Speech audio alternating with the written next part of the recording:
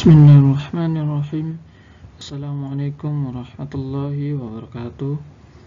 Alhamdulillahi rabbil alamin. Wassalatu wassalamu ala asrafil anbiya'i wal mursalin wa ala alihi wa ashabihi amma ba'du.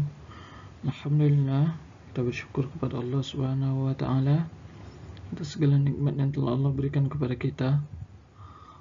Segala nikmat yang telah Allah berikan kita yang menurut kita kecil, padahal sesungguhnya tidak ada satu pun nikmat Allah itu yang kecil.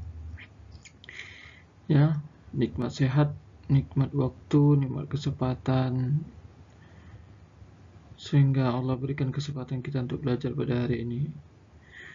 Nikmat umur yang panjang, sehingga Allah masih berikan kepada kita untuk bertaubat kepadanya. Kesempatan untuk bertobat kepada Allah. Baik anak-anak Ustadz yang Ustadz sayangi semuanya, hari ini kita melanjutkan kembali pembelajaran kita. Kita masuk ke tema yang baru, tema 7, indahnya keragaman di negeriku. Subtema 1, keragaman suku bangsa dan agama di negeriku. Kita masuk ke pembelajaran pertama. Silakan disimak materi berikut ini. Di pembelajaran 1 ini ada banyak ya materi atau tujuan pembelajaran kita. Ada 5. Pertama, menemukan informasi tentang suku bangsa Indonesia. Yang kedua, menuliskan kata sulit. Yang ketiga, menjelaskan dan menuliskan pokok pikiran setiap paragraf dalam bacaan yang benar. Yang keempat, menjelaskan pengertian gaya dengan tepat. Yang kelima, menjelaskan pengertian gaya otot dan pengaruhnya terhadap benda dengan tepat. Silakan diperhatikan gambar tersebut. Bhinneka Tunggal Ika. Pernahkah kamu mendengar kalimat itu? Kalimat itu terdapat pada Garuda Pancasila. Garuda Pancasila adalah lambang negara kita. Bhinneka Tunggal Ika berarti berbeda-beda tetapi tetap satu. Kalimat Bhinneka Tunggal Ika terdapat dalam buku Suta-Somo, karangan Empu Tantular. Empu Tantular hidup pada masa kerajaan Majapahit sekitar abad ke-14. Dalam buku Suta-Soma, pengertian Bhinneka Tunggal Ika lebih ditekankan pada keanekaragaman agama dan kepercayaan di kalangan masyarakat Majapahit. Baik, kita ke materi atau tujuan pembelajaran yang pertama, yaitu menemukan informasi tentang suku bangsa di Indonesia dengan benar. Ayo membaca. Suku bangsa di Indonesia. Sejak dahulu kala bangsa Indonesia hidup dalam keragaman. Kalimat Bhinneka Tunggal Ika pada lambang negara Garuda Pancasila bukan cuma slogan. Penduduk Indonesia terdiri atas keragaman suku bangsa, agama, bahasa, adat, dan budaya, tetapi semua dapat hidup rukun berdampingan.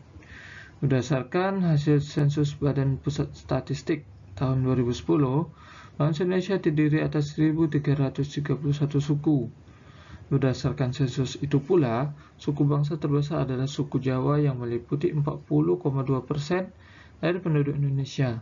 Suku Jawa ini merupakan gabungan dari suku-suku bangsa di Pulau Jawa, yaitu Jawa, Osing, Tengger, Samin, Bawean, Naga, dan suku-suku lainnya. Suku yang paling sedikit jumlahnya adalah suku Nias dengan jumlah 1.041.925 jiwa atau hanya 0,44% dari jumlah penduduk Indonesia. Namun, suku-suku Papua yang terdiri atas 466 suku jumlahnya hanya 2.693.630 jiwa atau 1,14% dari jumlah penduduk Indonesia. Sedangkan etnis Tionghoa jumlahnya 2.832.510 jiwa atau 1,2% penduduk Indonesia. Ini contoh keanekaragaman yang ada di Indonesia, suku bangsanya ya. Insyaallah, tabarakallah, nikmat dari Allah. Ini salah satu contoh suku yang ada di Indonesia. Ada suku Nias, ada suku Tengger. Banyak ya, suku Minang ada, suku Batak ada, suku apa lagi? suku dari Palembang ya. Macam-macam ya. Ini contoh saja. Kita ke materi yang kedua, yaitu menuliskan kata sulit dalam bacaan dan mampu menjelaskan artinya dengan tepat. Jadi ini nggak tugas ya. Harusnya kan dari materinya harusnya nulis. Ini ya usah kasih contoh aja. Contohnya Bhinneka Tunggal Ika. Tentu kita belum pernah mendengar kata itu misalnya. Apa artinya? Nah, Bhinneka Tunggal Ika artinya berbeda-beda tetapi tetap satu seperti yang sudah Ustaz jelaskan sebelumnya. Yang kedua, keragaman. Keragaman ini artinya apa? Bermacam-macam bentuk, jenis, atau rupa. Keragaman suku berarti macam-macam jenis suku. Atau keragaman fisik berarti bermacam-macam bentuk rupa fisik. Nah, itu seperti itu maksudnya.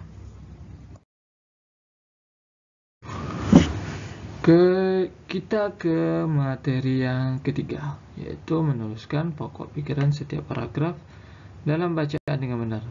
Jadi sebelum menulis tentang pokok pikiran, nah harus tahu dulu apa itu cara menentukan pokok pikiran pada paragraf. Yang pertama, membaca seluruh kalimat dalam paragraf. Jadi dalam satu paragraf itu kita baca semua, kita pahami dulu. Yang kedua, menandai kalimat awal, kalimat akhir, atau kalimat awal dan kalimat akhir paragraf. Ini juga sudah belajar apa belum ya di semester 1? Sepertinya belum. Jadi kalimat awal otomatis sepertinya sudah ya. Kalimat awal otomatis sudah terletak pada awal kalimat. Kalimat akhir berarti terletak pada akhir kalimat dalam sebuah paragraf. Kemudian yang ketiga, menandai pikiran pokok yang terdapat di awal, di akhir, atau awal dan akhir pada paragraf. Ya, sama, antara dua dan ketiga hampir sama.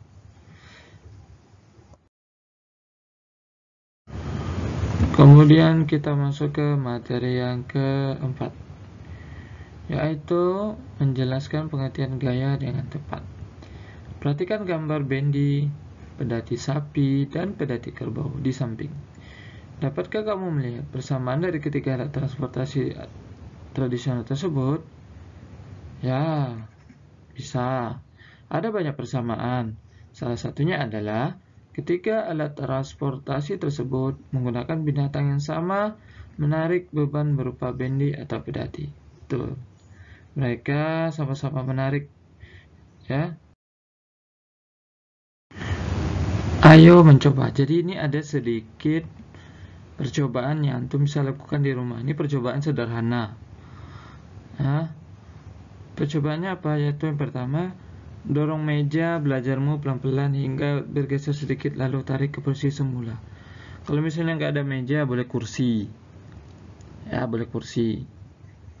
Atau benda lainnya. Yang kedua, angkat tas sekolahmu lalu letakkan lagi ke posisi semula. Dan yang ketiga, ambil selembar kertas tak terpakai lalu lipat atau remaslah kertas tersebut. Dari kegiatan tersebut, isilah tabel berikut. Kegiatan yang pertama, aktivitas yang dilakukan dan hasil. Tadi yang pertama mendorong meja atau menarik meja ya. Mejanya bergeser. Yang kedua, angkat tas sekolahmu lalu letakkan kembali posisi semula. Apa yang terjadi pada tas? Nah, yang kedua, ambil kertas lembar kemudian remas. Kira-kira apa yang terjadi pada kertas? Nah, silakan dibuat di buku tulis. Berarti antum hanya tinggal mencari dua saja. Nomor 2 dan nomor 3. Adapun nomor 1 sudah menjadi contoh di sini. Nanti ditulis di buku tulis ya. Aktivitas yang telah kamu lakukan terhadap meja sehingga bergeser disebut gaya. Aktivitas yang kamu lakukan terhadap tas sekolah yang kamu angkat disebut juga gaya. Aktivitas yang kamu lakukan terhadap kertas sehingga bentuknya berubah disebut juga gaya. Gaya adalah dorongan atau tarikan yang dapat menyebabkan benda bergerak atau berubah bentuk. Nah, itu pengertian dari gaya. Ini dicatat, penting. Kemudian materi yang terakhir, menjelaskan pengertian gaya otot dan pengaruhnya terhadap benda dengan tepat. Perhatikan gambar. Pertama, apa yang menyebabkan mobil pada gambar di samping dapat bergerak? Karena adanya gaya dorong. Jadi ketika mobil itu bermasalah, maka didorong, maka mobil akan berjalan. Yang kedua, apa yang menyebabkan lampu dapat menyala? Karena adanya gaya listrik. Yang ketiga, apa yang menyebabkan jarum menempel pada batang magnet? Yaitu karena adanya gaya magnet, sehingga paku tersebut tertarik oleh magnet tersebut. Yang keempat, apa yang menyebabkan buah jatuh dari pohon? Ini terjadi karena adanya gaya gravitasi. Dan apa yang menyebabkan kursi mudah dipindahkan? Karena adanya gaya dorong dan juga ada roda pada kursi tersebut sehingga mudah untuk dipindahkan. Dan ini semuanya termasuk gaya. Ya, gaya. Gaya mempunyai banyak jenis sesuai dengan sumber yang melakukan gaya.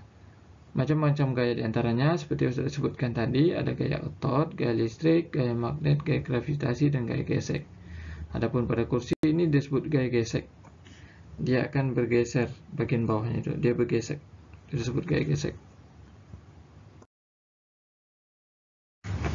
Ayo mengamati. Perhatikan contoh kegiatan menggunakan gaya otot berikut. Yang pertama, tarik tambang. Ini menggunakan gaya otot. Yang kedua, menggendong bayi, juga menggunakan otot. Yang ketiga, membuat sebuah panci ya dari tanah liat. Ini juga menggunakan otot tangan. Kemudian sapi menarik pedati, ini juga menggunakan gaya otot ya. Ini semua contoh-contoh kegiatan yang menggunakan gaya otot. Apa contohnya yang lain? Banyak. Berjalan juga menggunakan otot. Ya, mencuci baju dengan bros juga menggunakan otot. Kemudian apalagi mencangkul juga menggunakan otot ya. Menulis juga menggunakan otot. Barakallahu fiik. Alhamdulillah, demikianlah materi yang singkat ini. Semoga memberikan manfaat bagi kita semuanya. Barakallahu fiikum. Ada satu lagi di halaman ke-8 dan ke-9, halaman 8 sampai 9.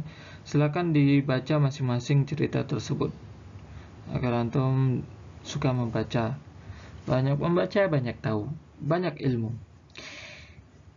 Wassallallahu ala nabiyyina Muhammad wa ala alihi wa ashabihi ajma'in. Subhanakallahumma wa bihamdika asyhadu an la ilaha illa anta astaghfiruka wa atubu ilaik. Assalamualaikum warahmatullahi wabarakatuh.